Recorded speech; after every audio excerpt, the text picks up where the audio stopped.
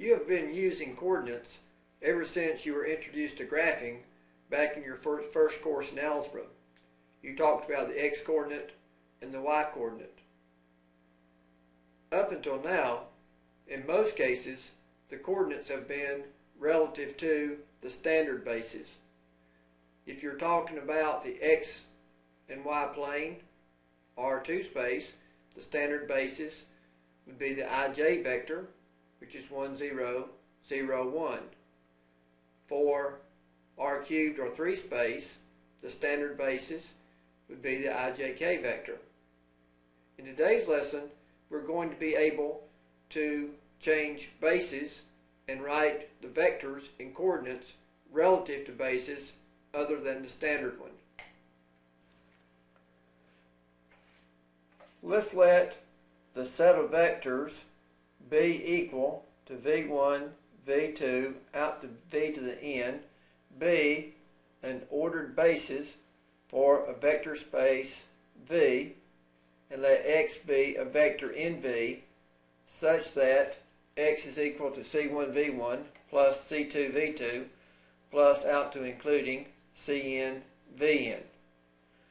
So now notice we're talking about an ordered basis. v1 has to be first, v2 second, and so forth. Just like the standard basis for R3 is standard. ijk, i's first, k's second, i's first, j's second, k's third. So it has to be an ordered basis. Now x is any vector in v such that x is a linear combination of your base vectors.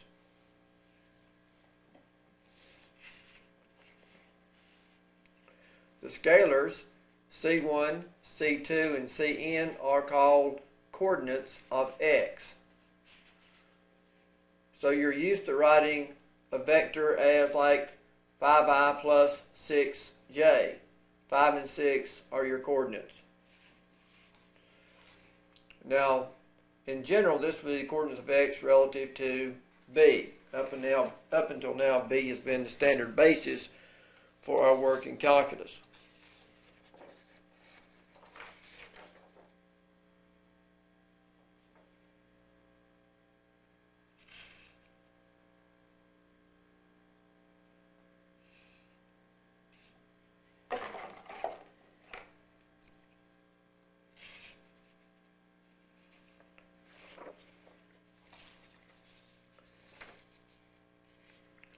The coordinate matrix of x relative to b is the column matrix, c1, c2, and so forth. So this is notation. So this would be the coordinates of x relative to b. So when you see this notation, the brackets with a vector inside with a subscript, this would mean the coordinates of the matrix relative to base b, and that would be your C's, C1 through Cn.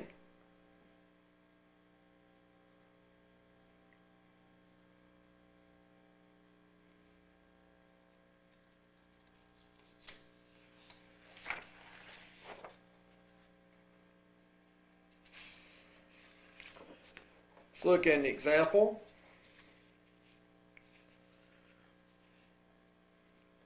We'll let b be ijk, so b is your standard basis for 3 space, which would be the 1, 0, 0 vector, the 0, 1, 0, 0, 0, 1, I vector, j vector, k vector, and let x equal to 2i plus 3j plus k, or that's the same as saying x is 2 times the 1, 0, 0, plus 3 times 0, 1, 0, plus 1 times 0, 0, 1. I just replaced I, j, and k by what they're equal to. Now 2, 3, and 1 are called the coordinates of x relative to b. So the numbers in front of the vectors, your scalars, are called the coordinates of x relative to b. So 2, 3, and 1 are the coordinates. Of course, you're used to that. So I would say the coordinates of x relative to the standard basis b is the column vector 2, 3, 1. Now we've been writing the coordinates as in tuples. But notice that we can also write them as a column vector. So it's kind of a change in notation, but it's the same idea.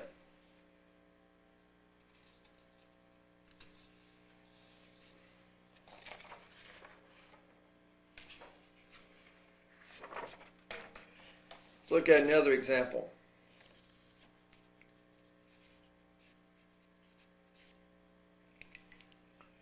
X relative to B, or the coordinates of X relative to B, is the column matrix -2, 3. The basis B is the set of vectors -1, 4, 4, -1. Find the coordinates of X relative to S for S equal to the standard basis 1, 0, 0, 1. We're looking at X relative to B. Then that means that X is going to be a -2 times -1, 4 plus 3 times 4, -1. So what it means for the coordinate matrix to be -2, 3. -2 is the coordinate for the first vector, 3 is the coordinate for the second vector.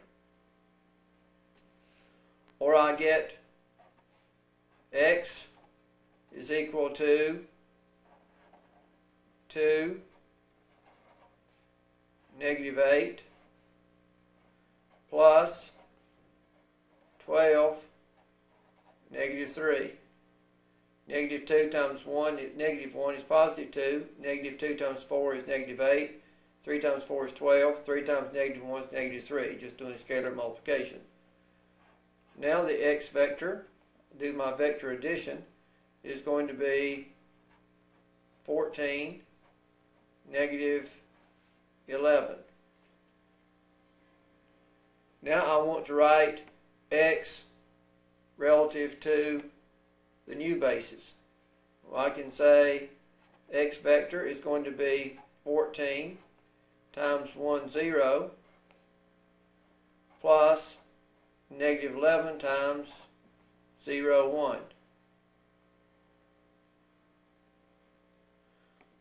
So I can say that the coordinates of X relative to S would be 14, -11. Now you're probably thinking, boy, this is a piece of cake. That's easy to do. Well, the fact that we were going from a non-standard base to standard base made the problem relatively easy compared to what we'll have later.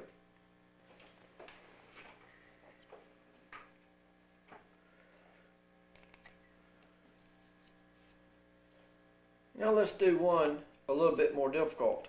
Let's find the coordinate matrix of X, that's vector X, which is equal to -26, 32 in R square, relative to the basis B prime is equal to -6, 7, 4, -3.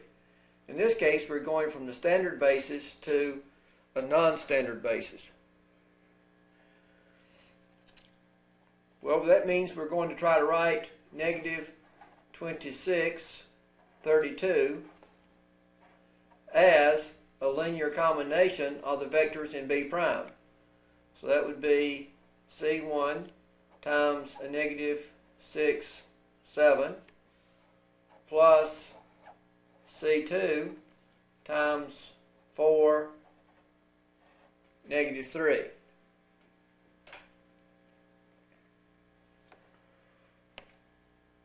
Where I have -26, 32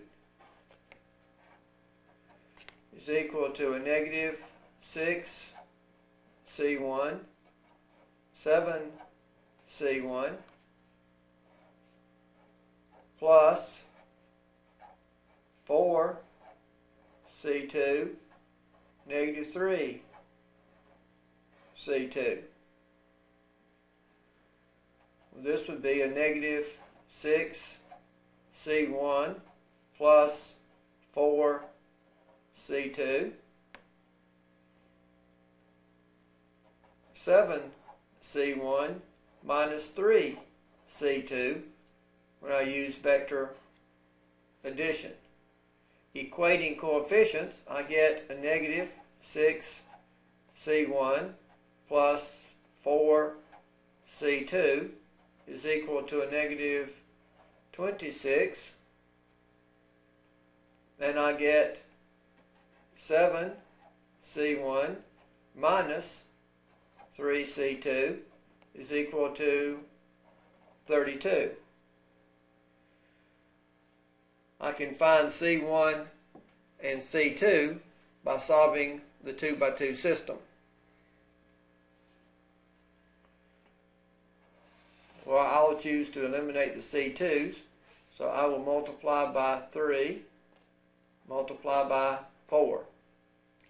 So I get a negative 18 C1 plus 12 C2 is equal to a negative, let's see, 3 times 6 is 18, 3 times 2 6 equal negative 78. 28 C1, 4 times 7 is 28, 4 times negative 3 would be a negative 12 C2. 4 times 2 is 8, be 128. The C2s will cancel. 28 minus 18 is 10, so I get 10 C1 is equal to 128 minus 78 is 50. 10 C1 equal 50 implies that C1 is 5.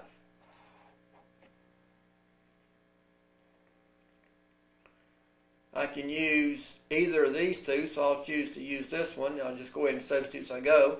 If C1 is 5, then 7 times 5 is 35. So I have 35 minus 3 C2 is equal to 32. 3 C2 is negative 3. 32 minus 35 is negative 3, or C2 is negative 1.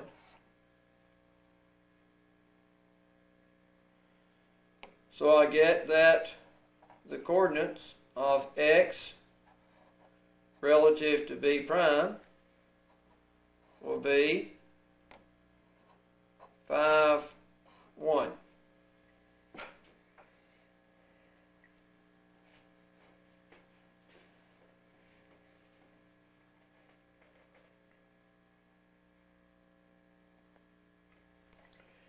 Go back up here, and I want to rewrite this system in matrix form. This is to illustrate something to you. I can write this as negative 6, 4, 7, negative 3, C1, C2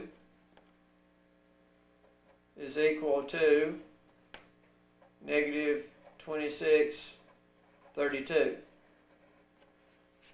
The coefficient matrix would be a negative 6, 4, 7, negative 3. The constants, C1, C2,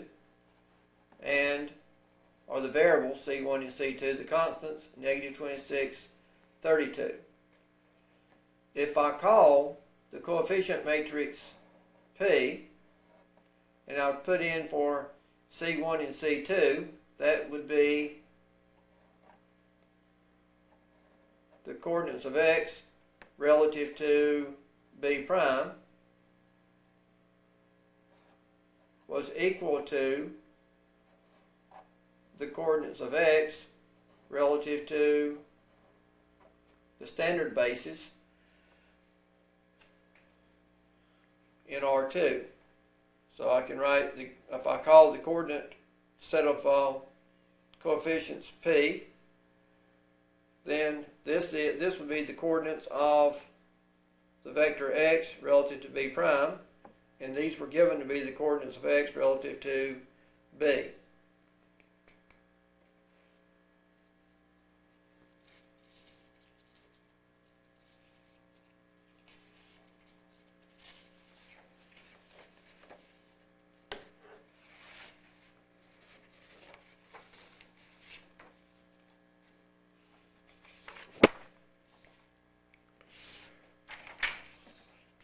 So what we've just seen in the example is p times the coordinates of x relative to b prime is equal to the coordinates of x relative to b. Now p is called the transition matrix from b prime to b. So p is called the transition matrix from b prime, base b prime to base b. Now I'm going to this equation multiply both sides by the inverse of p.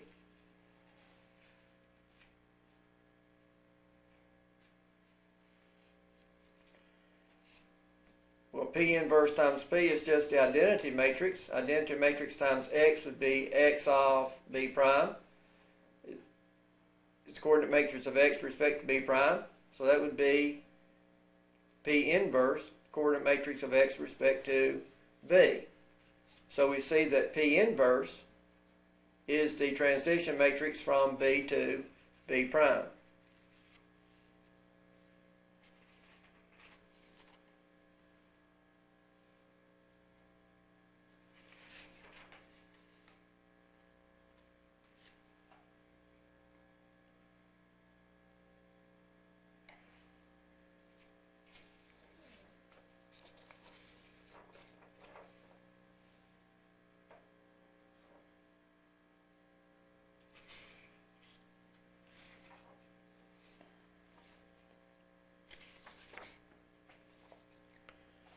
There is a mechanical way of getting p inverse. One can find p inverse by using the elementary row operations. You want to define two matrices, b and b prime, whose columns correspond to the vectors in b and b prime.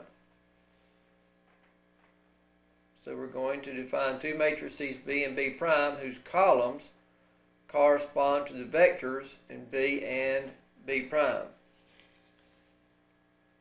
Once you create the matrix, you use the row operations to transform b prime joined to b into the matrix I joined to p inverse. So you start with b prime joined to b. You use the row operations until you have I, and I will be joined to p inverse. Well, so it's just a simple case of using the elementary row operations to transform b prime into I, and then b will automatically be transformed into p inverse, and we'll be able to get the transition matrix from b to b prime. P inverse gives me the transition matrix from b to b prime. Look at an example.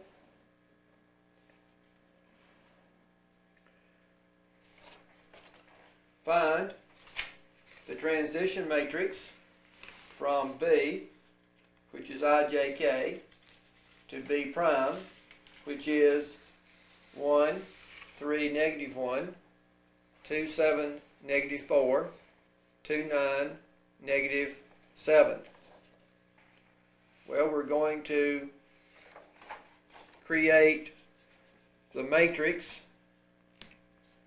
b prime joined to b. The columns in the matrices will correspond to the vectors. So I would have 1, 3, negative 1. So notice I'm doing b prime first. Here's the b prime. and the columns in my matrix will be the vectors. 1, 3, negative 1, 2, 7, negative 4, 2, 9, negative 7. And I'm going to join to this matrix B. In this case, it's just a standard basis for 3 space. I, except now they've got to be the column vectors, so I is 1, 0, 0, J is 0, 1, 0, K is 0, 0, 1.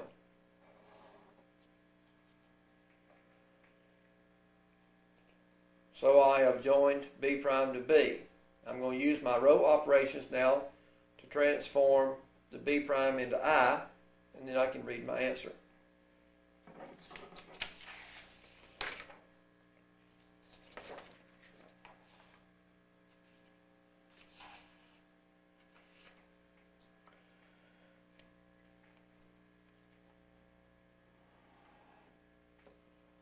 I'm just going to rewrite the first row. 1, 2, 2, 1, 0, 0. And I'm going to multiply row 1 by 3 and add to row 2. So, multiply row 1 by 3, add to row 2. Let's make that negative 3 because I want to cancel this out. So 1 times negative 3 is negative 3, plus 3 is 0. 2 times negative 3 is negative 6, plus 7 is 1.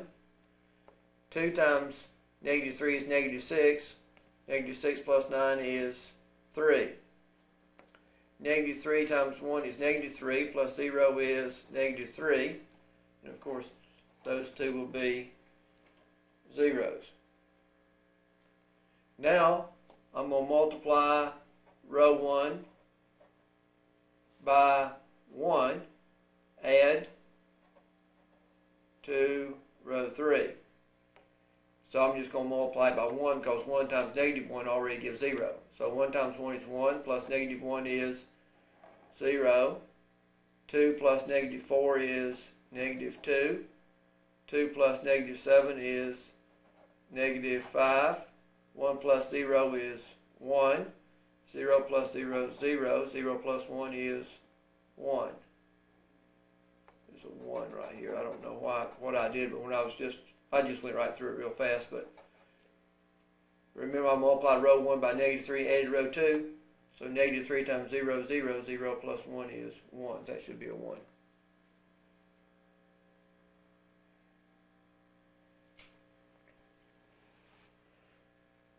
Now I need to multiply row 2 by negative 2, add to row 1. So I'm going to do nothing to row 2 except recopy.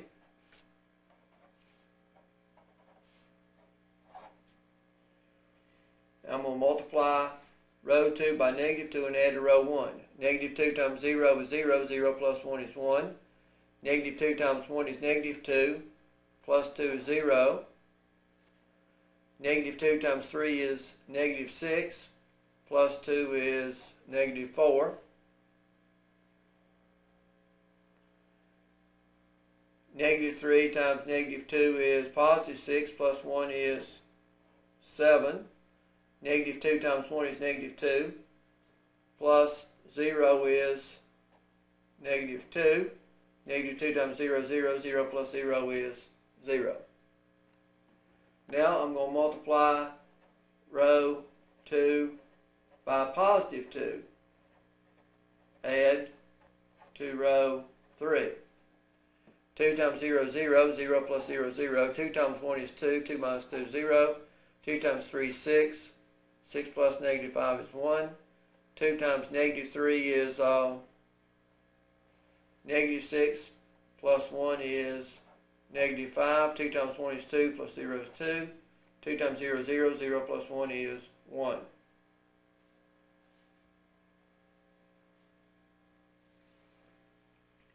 Now I need to get zeros in these two places.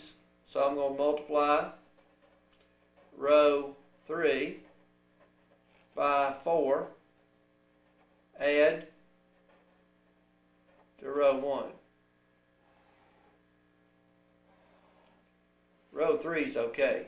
0, 0, 1, negative 5, 2, 1. So I'm going to multiply row 3 by 4 and add to row 1. 4 times 0, 0. 0 plus 1 is 1. 4 times 0, 0. 0 plus 0 is 0. 4 times 1 is 4. 4 plus negative 4 is 0. 4 times negative 5 is negative 20. Negative 20 plus 7 is a negative 13. 4 times 2 is 8. 8 plus a negative 2 is 6. 4 times 1 is 4. 4 plus 0 is 4. Now I'm going to multiply row 3 by negative 3, add to row 2. So negative 3 times 0, 0. 0 plus 0, 0. 0 plus 1 is 1. Negative 3 times 1 is negative 3, plus 3 is 0. Negative 5 times negative 3 is 15. 15 minus 3 is 12. Negative 3 times 2 is negative 6. Negative 6 plus 1 is negative 5. And negative 3 times 1 is negative 3, plus 0 is negative 3. So this is I. This will be P inverse. So I can write P inverse is negative 13, 6, 4, 12, negative 5, negative 3, negative 5, 2, 1. And P inverse is a transition matrix from X to X prime.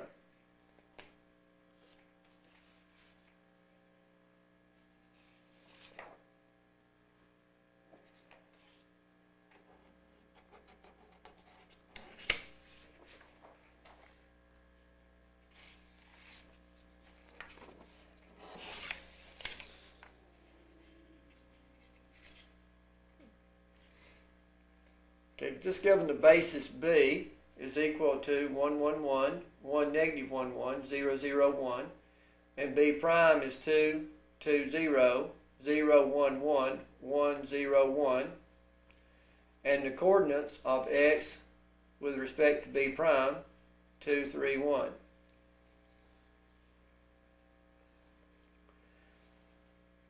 First of all, let's find the transition matrix from B to B prime. What we're going to have to do is to make the matrix B prime B, and we're going to have to use the row operations to transform it into the matrix I P inverse. And P inverse will be the transition matrix from B to B prime. Well, we can see B prime, the first column is going to be 2, 2, 0.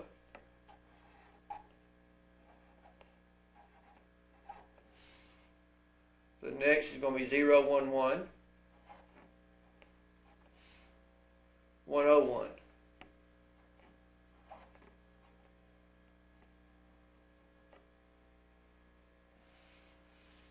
And for B, 1, 1, 1. 1, negative 1, 1.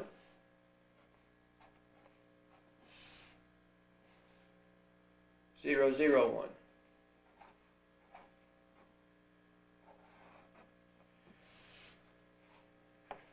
So the columns in B prime are the vectors in B prime. The columns in B are the vectors in B. Now we need to use the elementary row operations to transform this matrix into IP.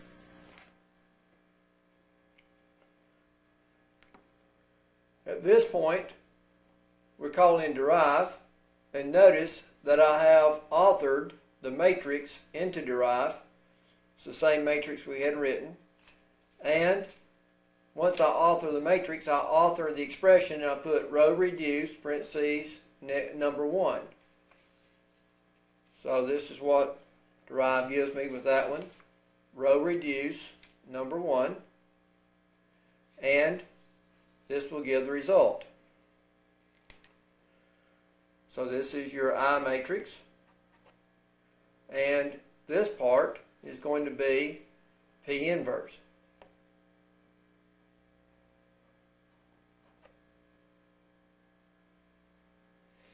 Or I get that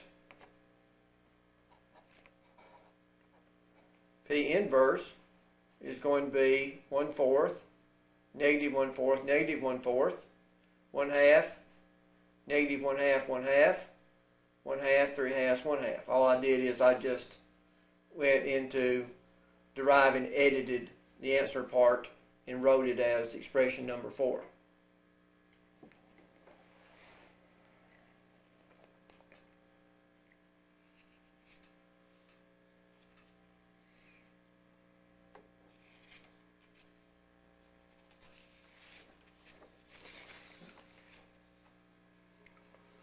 Now let's find the transition matrix from B to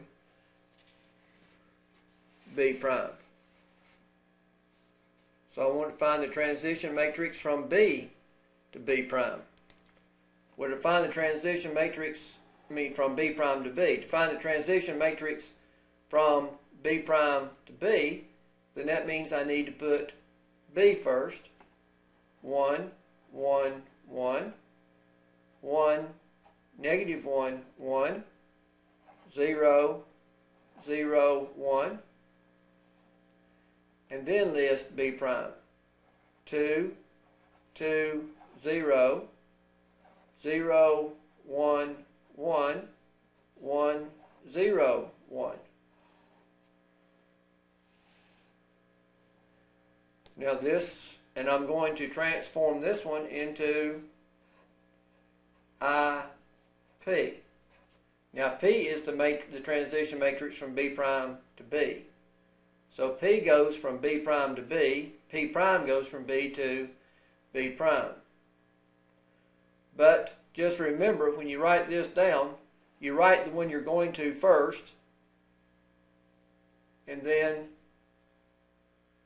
just the one you're going to first. So I'm going to B, so I'll write B first. Then, of course, B prime would be written second, since that's where I'm going from. Well, we use derive to do that one. So I go to derive, and I author the same matrix that I just wrote down for you. You can check, make sure it's the same.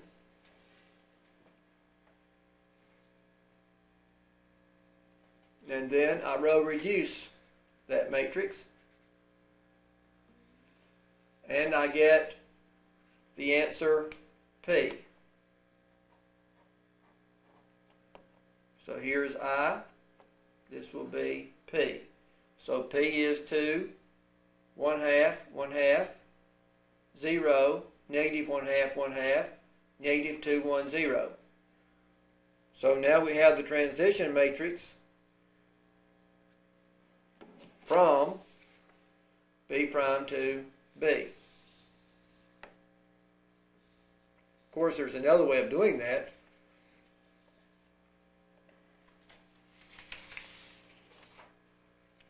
We already know P prime, so I could go and do P prime inverse.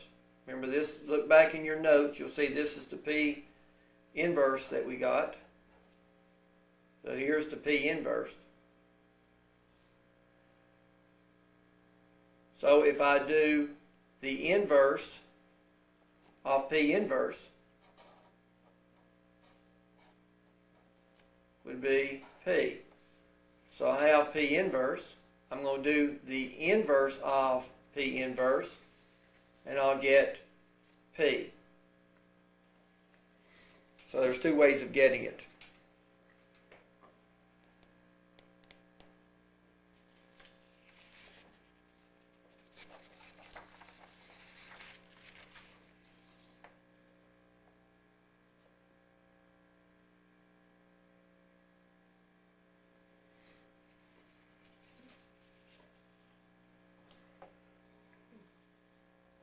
Now let's find the coordinates of x relative to b. Well, we know that the coordinates of x relative to b is going to be p times the coordinates of x relative to b prime. We know p. We have that from derive, and in the original problem I gave you the coordinates of x relative to b prime.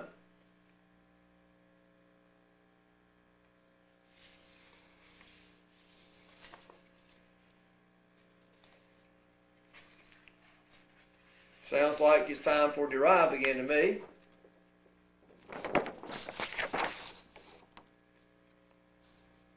So I go to derive, and I do p times the coordinates of x relative to b prime, 2, 3, 1.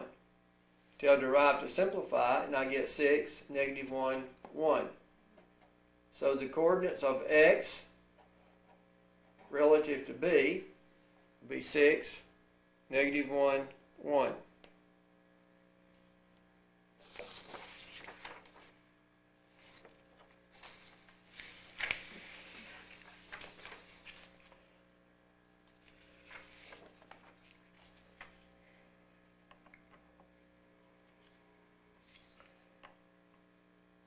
So far, all of our examples have involved in space. Let's look at an example involving a set of polynomial functions having degree less than or equal to 2. P as a function of x is equal to 3x squared plus 114x plus 13. Find the coordinate matrix of P relative to the standard basis in P2. Well, the standard basis in a set of all polynomial functions of degree less than or equal to 2 is going to be the basis 1, x, and x squared. So I can go back and I can rewrite P as a function of x as 13 plus 114x plus 3x squared, which is 13 times 1 plus 114 times x plus 3 times x squared. So the coordinates of the vectors in the basis would be 13, 114, and 3. So I can say that the coordinates of the vector, polynomial function in this case, relative to the standard basis will be 13, 114, 3.